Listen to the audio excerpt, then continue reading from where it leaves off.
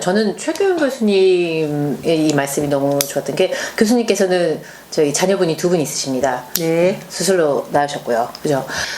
수술로 아기를 낳았기 때문에 진통이 얼마나 아픈지를 본인께서는 모르시는데 하지만 수술하고 난 다음에 그 힘든 그 회복상 그걸 알기 때문에 될 수 있으면 엄마가 자연 분만을 원하시는 엄마들을 지지해서 최대한 그쪽으로 맞춰주시려고 하는 교수님이십니다. 어떠십니까? 그리고 제왕절개 하신 그런가요? 산모님들이 되게 잘해주세요. 맞아요. 다음날 이렇게 이제 어쩔 수 없이 이렇게 수술하신 산모님 있어서 그 전에 한번 그 다음날 산후 방문을 갔더니 산모님이 밥을 드시고 계시는 거예요. 식사를. 아니 가스가 나왔어요 이렇게 물었어요. 왜냐면 저도 첫째 때 수술을 해봤으니까 알잖아요. 가스가 나오기 전까지는 뭐 먹지 말라고 그러고 배는 고픈데 식사가 나오고 왜 이렇게 식사가 빨리 나왔어요 했더니 교수님이 밥 먹고 빨리 회복해서 애기 뭐라고 그랬다고 괜찮으니까 먹어도 된다고. 그게 예전에는 제가 전공의를 할 때가 1990년대 초니까 그때만 해도 솔직히 제왕절개를 하면 방구 나올 때까지는 금식이었고 그리고 한 일주일은 평균 입원했었어요. 나도 일주일을 입원했었고 그리고 지금 산모들 다 알고 계시잖아요. 그 척추 마취, 네. 하반신 마취를 안 하고 다 전신 마취였기 때문에 회복도 느리고 아프다 보니까 이제 요새는 PCA라고 해서 다 진통제 들어가지만 그때는 주사로 들어가고 이러니까 꼼짝을 못하죠. 수술하고 나면. 그러니까 이제 하루 이틀씩 계속 누워있으니까 당연히 방구도 늦게 나오고 그래서 거의 평균 일주일을 입원해 있었는데 이제 한 상당히 이제 오래전서부터 한 10년 전서부터 이 하반신 마취가 보편화됐고 그리고 훨씬 회복이 빠르고요. 하반신 마취가. 그리고 이제 그 무통 PCA라는 진통제가 지속적으로 이제 산모한테 주입이 되니까 수술 후에도 또 산모가 의식이 있으니까 자기 아기를 또 한번 볼 수 있고 수술방에서도 나와서도 곧바로 아기를 모유 수유할 수 있고 이런 여러 가지 장점 때문에 그리고 음식을 먹여보니까 뭐 훨씬 회복도 빠르고 이게 제왕절개는 사실 뭐 잘 수술하는 거 못 보셔서 모르겠지만 제왕절개 수술은 감염된 수술이 아니거든요. 맹장염은 복막염은 배가 장이 터져서 배 안에 이제 뭐 세균이나 이런 게 다 있는 상태에서 수술을 하는 거지만 제왕절개는 정말 깨끗한 상태에서 수술을 하는 거기 때문에 장을 건드릴 일도 없고 그래서 방구가 나올 때까지 일반적인 제왕절개 수술은 방구가 나올 때까지 기다릴 필요가 없어요. 그래서 그냥 식사를 주면 되기 때문에 물론 이제 식사하다가 가스가 많이 차고 방구가 안 나오면 다시 금식을 시켜야 되겠지만 일반적으로는 곧바로 시기를 진행하는 게 맞고 그러다 보면 더 빨리 걸어서 움직일 수도 있고 그러면 이제 회복이 빠르죠. 그래서 3일이면 다 태어나죠. 개인병원은 조금 더 느린 것 같아. 네, 개인병원 조금.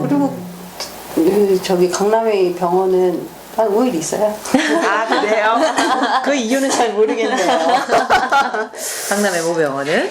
네. 그러면 지금 수술 얘기가 나왔으니까 그럼 요 질문으로 넘어가도 될 것 같은데 출산 시도하다 응급수술 하게 되면 남편이 수술실에 같이 들어갈 수 있나요? 이 질문은 네.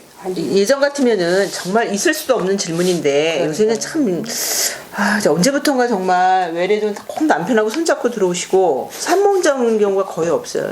저 때만 해도 혼자 애 낳으라고 하는 거 아니었나? 그쵸?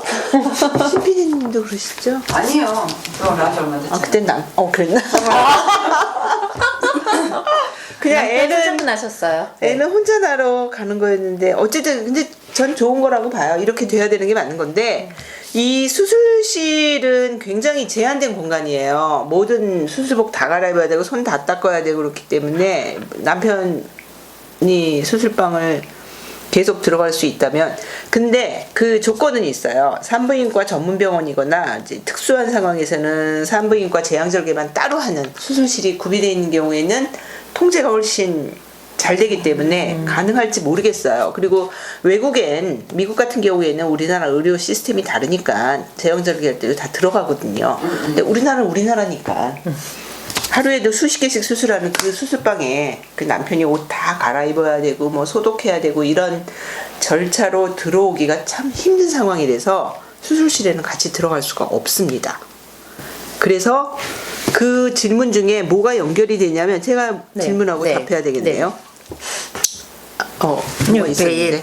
그렇죠. 자연주의 출산 시도 중 응급 제왕 절개 수술 시 캥거루 케어 등 산후 분만실 환경과 처치를 자연주의 출산 시처럼 할 수 있나요? 그러니까 이 부분이 그 수술실에 들어가면 뭐 안 들어가도 뭐 캥거루 케어나 아니면은 산모들이 자연 출산할 때 원하는 것 중에 하나가 탯줄을 늦게 잘라달라는 거거든요. 네. 태맥이 없어진 다음에 그렇게 해줄 수 있냐고 하시는데 이제 제왕절개라는 과정을 모르셔서 좀 그럴 거예요. 제왕절개는 자궁을 가르고 아기를 머리를 꺼내서 이제 아기를 다 만출을 시킨 다음에 이제 그거를 태맥이 끊어질 때까지 계속 놔두면 자궁 절개된 부에서 출혈이 계속되기 때문에 산모의 빈혈이 악화되는 경우가 생기죠. 그래서 빨리 아기 꺼내고 탯줄 자르고 빨리 자궁을 꼬매줘야 되기 때문에 그 부분은 할 수가 없는 거고요. 근데 이제 뭐 캥거루 케어는 산모가 할 수는 없죠. 산모는 누워 있으니까 제가 다 꼬맬 때까지는 뭐 일어날 수가 없으니까. 하지만 이제 남편한테는 아기가 건강하면 남편한테는 이제 분만실이나 이런 데서 병실에서 옮겨주고 이제 캥거루 케어를 할 수 있게 해드리죠. 최근에 또 코로나 때문에 약간 맞아요. 좀 제약은 있어요. 네. 산모가 코로나 음성이 나와야지만 네. 이제 소아과 선생님이 신생아실에서 모자동실을 시켜주니까. 근데 그거는 저희가 따라야 되는 규칙이라고 저는 생각을 해요. 혹시라도 산모가 코로나 양성일 경우에는 이제 상황이 복잡해지니까. 출산 시 제가 해도 되죠? 네. 진미둘라님. 네. 출산 이분은 참 아주 정나라하게 쓰셨어요. 출산 시 양수와 피비린내가 난다는 글을 본 적이 있는데 갑자기 호러인데 너무 심한가요? 피비린내. 네. 피비린내 저는 항상 교수님은 맞고 삽니다. 교수님 위치가 거기 위치가 근데 딱 앉아서 그럴 것 같아요. 근데 유별나게 의사가 뭐 입냄새 맡는 거 그쵸. 수중분만하고 욕조에서 나와서 이제 처치하잖아요. 후처치. 와, 그거 모르시죠? 다들 알 텐데. 저희는 그쪽을 잘 안 가니까. 그리고 그 방을 나갔다가 다시 들어오면. 그렇죠. 그러니까 아빠가 계속 있으면 사실 뭐 네. 아빠들 중에서 그런다고 근데 저는 하는데 피비린내를 좋아합니다. 그러니까 지금 30년째 산부인과 의사를 남편도 저도 혹시 트라우마가 될까 겁나요. 또 수중분만 시 아기와 산모 감염 위험은 없는지 궁금합니다. 그러셨는데 이 피비린내는 뭐 맞는 사람은 맞는 거고 뭐 못 맞는 사람은 못 맞는 거죠. 개인차도 전 심하고. 냄새가 저는 기억이 안 나요. 그러면 좋은 거고요. 예, 이게 후각의 차이가 굉장히 심하기 때문에. 그리고 네. 내가 내 몸에서 나는 거는 본인은 잘 못 느껴요. 뭐 의사만 맡고 괴로워하면 되는 거지 뭐. 자기만 안 느끼면 되는 거 아닌가요? 네. 근데 남편은 모르겠어요. 근데 뭐 남편이 그런 거 싫어하면 좀 피하시는 게 낫죠. 뭐 마스크 트라우마, 끼고 있으면 되죠. 네네, 마스크 껴도 되고. 뭐 트라우마 이거는 저는 잘 모르고. 그러면- 한번 본인이 제일 잘 알겠죠. 그러니까 교수님은 저기 자연 분만하고 나서 와서 교수님 저희 남편이 트라우마 생겼어요. 뭐 이런 그런 경우는 없었던 것 같아요. 그러니까요. 출산 때문에 막 그랬다는 경우는 네. 보신 또 거죠? 네. 수중분만 시 아기와 산모 감염 위험. 수중분만을 원해서 저희 병원에 오시는 분들 중에 많이 물어봐요, 사실은. 근데 수중분만을 한다고 해서 감염 위험이 높다고는 보지 않아요, 저는. 근데 단지 그 욕조가 잘 관리되지 않은 욕조와 수질인 경우에는 분명히 감염 찬스는 높다고 돼 있어요. 근데 저희 병원은 워낙 철저하게 관리를 하기 때문에 그 물과 욕조가 세균으로 뭐 지저분하기 때문에 감염이 되지는 않을 것 같고요. 그건 걱정 안 하셔도 되고. 그리고 수중분만이 안 되는 그런 조건이 몇 가지가 있어요. 네. 이제 어떤 뭐, 경우인가요? 여기 제가 이제 좀 적어왔는데 네.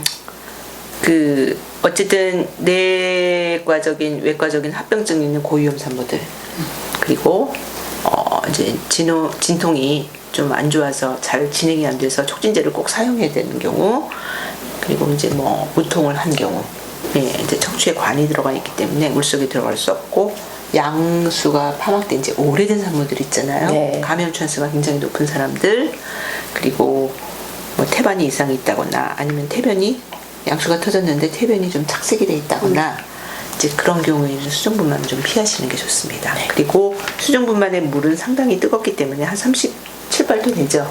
거의 욕조물이기 때문에 오래 있으면 탈수되고 오히려 진통이 늘어지기 때문에 좀 오래는 있을 수는 없어요.